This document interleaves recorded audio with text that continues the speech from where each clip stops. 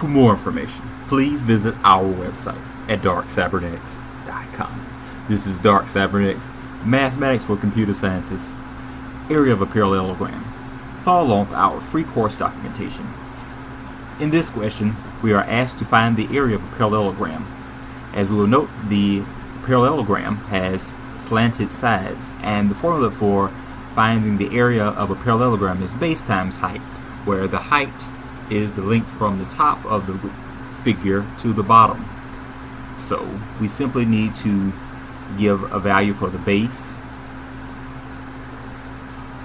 and we need to give a value for the height. Well, suppose our graph or this shape had a value of, let's say, 5 for the base and let's say 10 for the height. We simply just use the formula area is equal to base times height.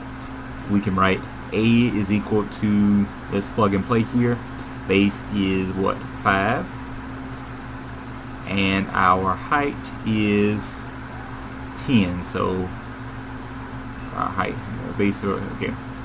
Okay. Anyway, base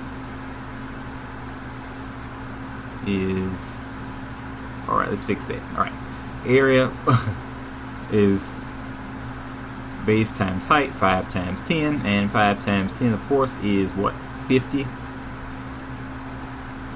And let's write it in the region. And for more information, please visit our website at DarkCyberetics.com.